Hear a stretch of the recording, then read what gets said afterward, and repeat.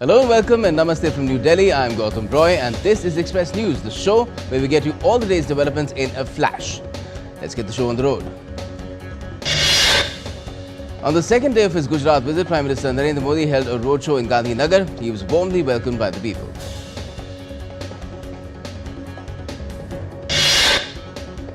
The PM participated in the celebration of 20 years of Gujarat urban growth story. During the event, Prime Minister Modi launched Urban Development Year 2025. The event aims at outlining the next phase of Gujarat's urban strategy, reinforcing the state's reputation as a leader in urban planning and infrastructure innovation. Prime Minister Modi also inaugurated and laid the foundation stone for multiple projects related to urban development, health and water supply. He dedicated over 22,000 dwelling units under Pradhan Mantri Awas Yojana as well. The PM also released funds of 3,300 crore rupees to urban local bodies in Gujarat under the Swarnim Jayanti Mukhyamantri Shahri Vikas Yojana. Addressing the gathering, the Prime Minister commended India's jump from 11th position to becoming the world's 4th largest economy. The PM said that during partition, Pakistan annexed part of Kashmir with the help of terrorists. He said that if Sardar Patel's advice to kill those terrorists had been accepted, then the series of terror activities in India would have stopped. Home Minister Amit Shah today presented the first State Inspirational Song Award to the song Anadi Mein Anant Mein by Vinayak Damodar Savarkar in Mumbai. Savarkar's grandson Ranjit Savarkar accepted the award. The Home Minister, along with Maharashtra Chief Minister Devendra Fadnavis and Deputy Chief Minister Eknath Shinde, participated in the 150th anniversary celebrations of the historic Sri Lakshmi Narayan Temple in Madhavbaug, Mumbai. Praising Prime Minister Narendra Modi's leadership, the minister said that the country stands proud today as precision strikes were launched on terror camps in Pakistan soil. Defence Minister Rajnath Singh has approved the Advanced Medium Combat Aircraft Program Execution Model.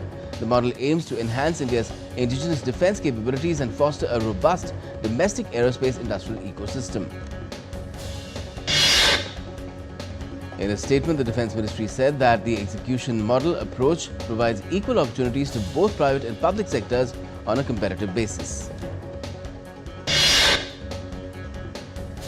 The Indian delegation led by JDU MP Sanjay Kumar Jha met with senior representatives from the government of Singapore on Tuesday. The delegation members briefed Singaporean interlocutors on the developments since the Pahalgam terror attack, Operation Sindoor and India's new normal in combating terrorism. The all-party delegation led by DMK MP Kanimori Karunanidhi met President of the National Council Mark Lottridge at the National Assembly. The all-party delegation led by Congress MP Shashi Tharoor interacted with prominent members of the business community in Guyana. During their visit, the all-party delegation participated in the signing of the National Assembly's book in Parliament of Guyana. After concluding its Bahrain visit, the all-party delegation led by Baijant J. Panda arrived in Kuwait as part of a diplomatic mission to reinforce India's zero-tolerance stance on terrorism.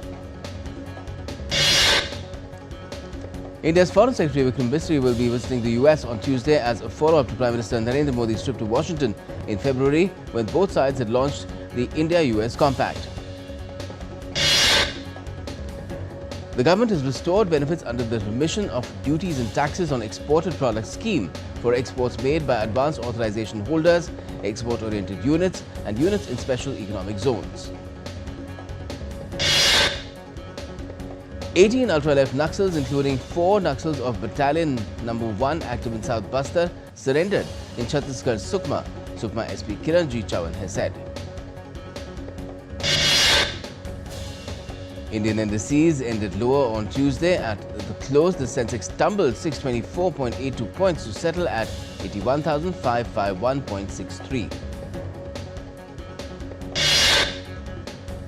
Also at the close, the Nifty dropped 174.95 points to end at 24,826.2.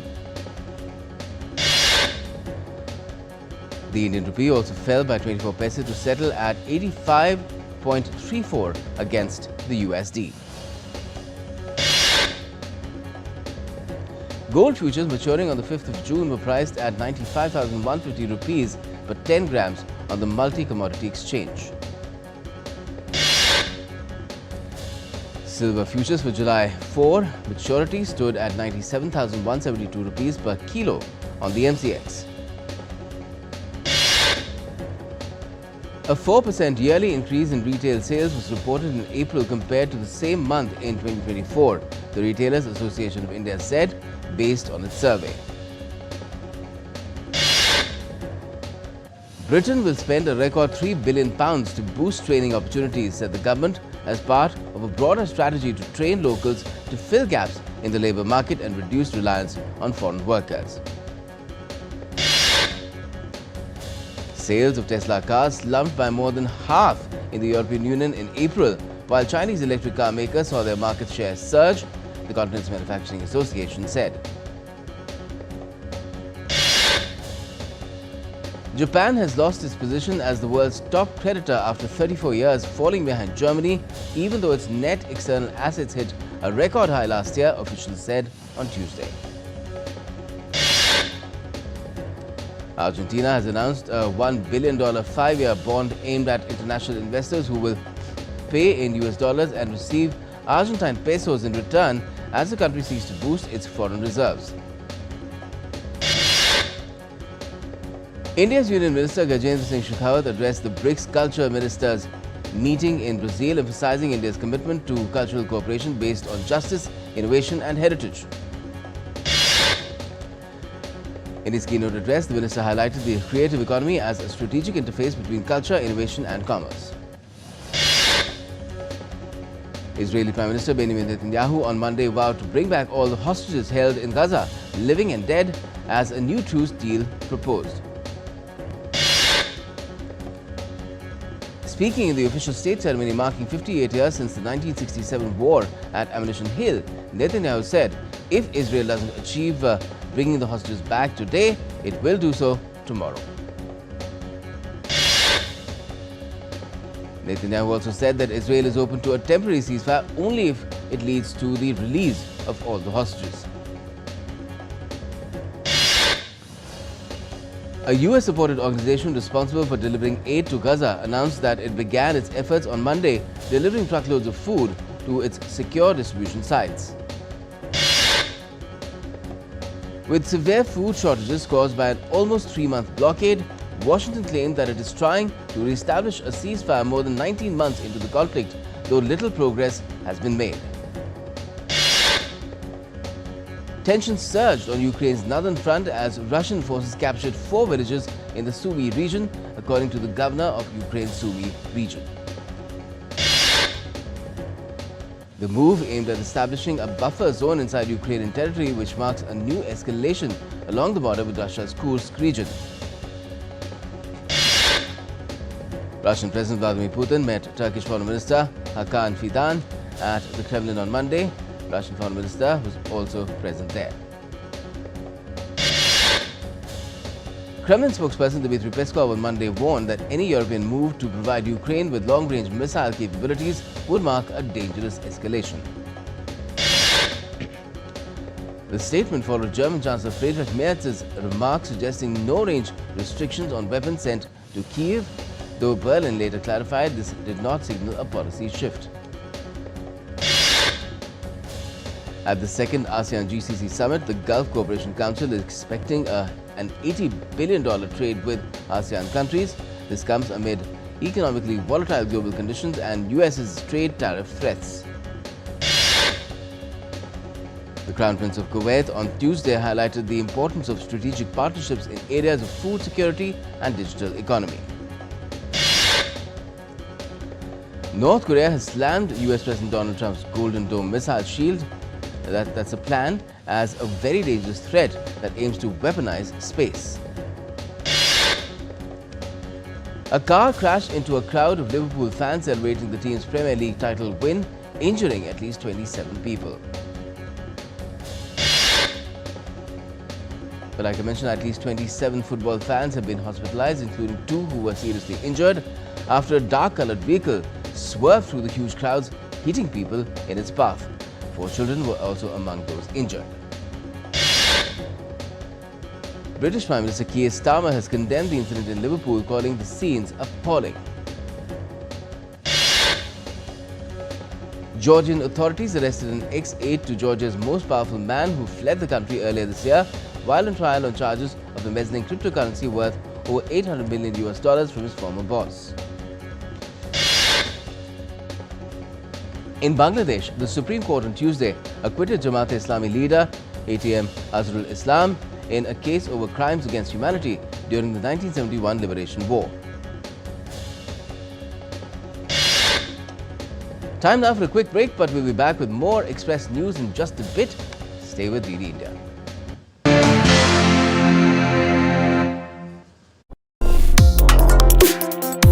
Complex issues, hidden agendas, twists and turns, strategic games. We think all dots are linked. We just need to connect them. Join me every week as I connect the dots to unravel hidden designs in statecraft, mysteries, and decode issues that matter to you. Watch Connecting the Dots with me at these times on DD India.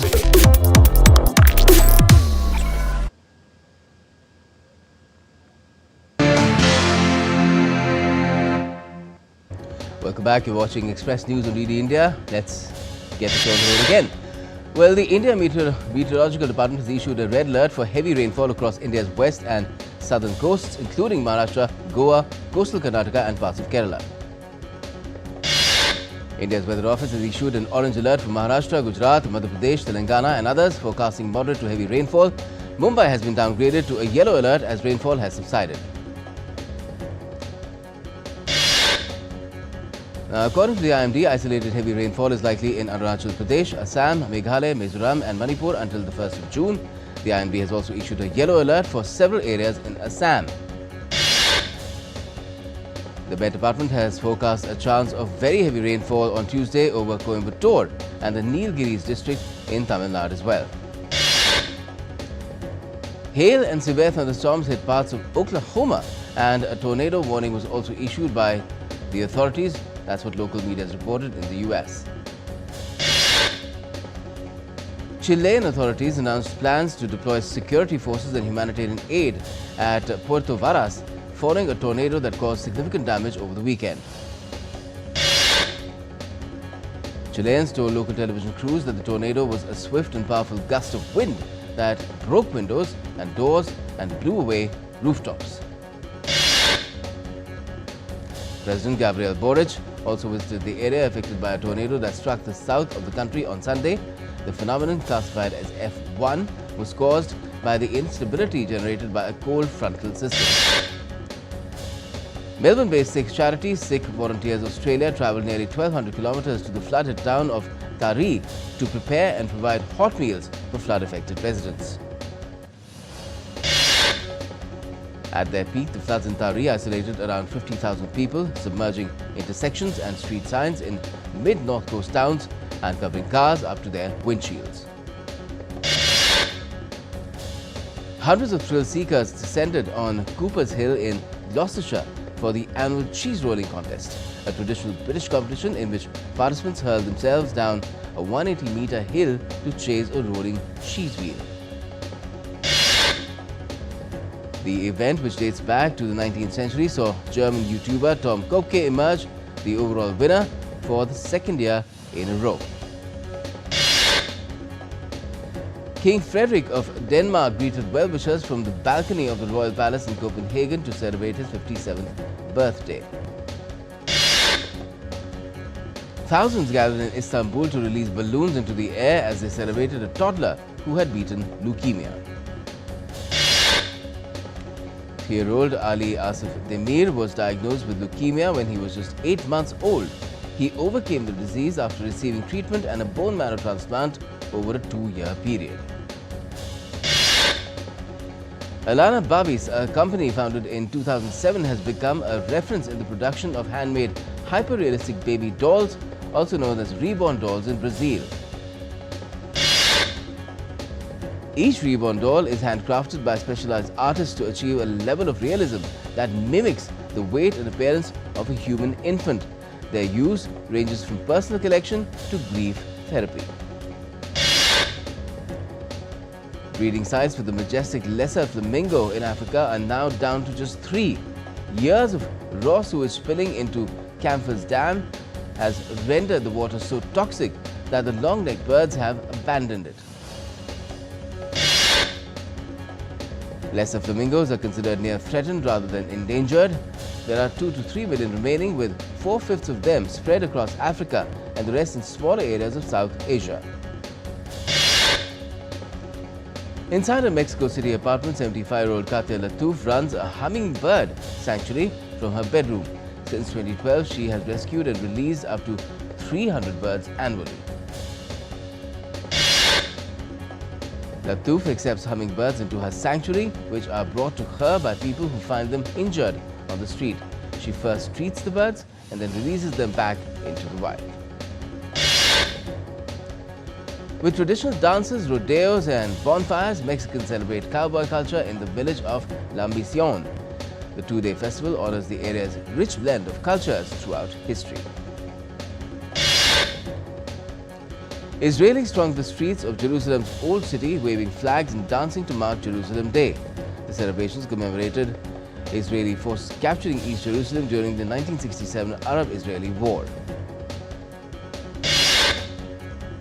Robots wearing headgear as well as boxing gloves squared off in a ring during a robot fighting competition held in Hangzhou, China. The China Media Group World Robot Contest Mech Combat Arena competition aims to spotlight regional robotics industries and the latest robot technology in an engaging format. Star power surged at American Music Awards in Las Vegas as stars posed for photographs on the purple carpet on Monday, with Jennifer Lopez hosting the award show for the first time in 10 years. Pop icon Janet Jackson was presented with the Icon Award, and rock legend Rod Stewart received Lifetime Achievement Award at the American Music Awards. Billie Eilish swept 7 awards in major nominated categories. Beyoncé and Eminem walked away with 2 trophies. Gracie Abrams has won New Artist of the Year award as well. BTS's RM has won Favorite K-pop Artist at the American Music Awards. Kendrick Lamar has earned an award for Favorite Hip-Hop Song with Not Like Us, and The Weeknd has won Best R&B Album. Yay! And among other major winners, SZA has won Favorite Female R&B Artist Award. Lady Gaga and Bruno Mars share trophies for Collaboration of the Year, and Bruno Mars also won Favorite Male Pop Artist. That's a double yay. And Netflix buys Richard Linklater's black and white French language film Nouvelle Vague after its Cannes debut. Lilo and Stitch opened to the highest Memorial Day weekend opening ever, surpassing Tom Cruise's Mission Impossible: The Final Reckoning Part 2 box office collections with $145.5 million over the weekend.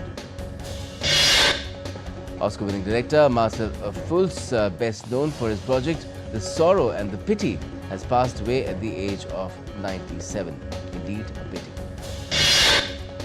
The Kashmiri Kannada feature film trailer Harmukh was unveiled in Srinagar on Monday. The trailer and songs of the film successfully merged Kashmiri and Kannada languages. The release date of Siddhant Chaturvedi and Trupti Dimri's Dhadak 2 has been announced. The film is set to hit theatres on the 1st of August this year. On to sports, where Punjab Kings secured a top 2 finish and a qualifier 1 berth with a 7-wicket win over Mumbai Indians on Monday. Royal Challengers Bengaluru take on Lucknow Super Giants in the last league stage match of the Indian Premier League 2025 on Tuesday. Dominant England women's team completed a clinical 3-0 T20I series sweep against the West Indies.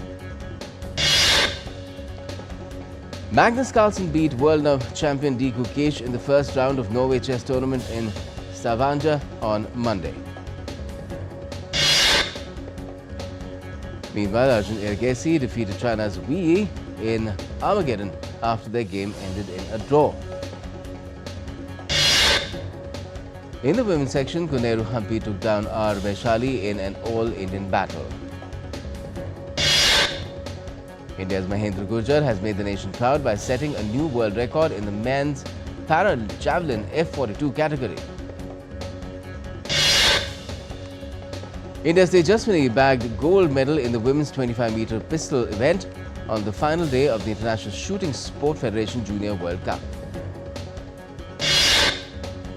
Famed Nepalese Sherpa guide Kami Rita has scaled Mount Everest for the 31st time, breaking his own record for the most successful ascents of the world's highest peak.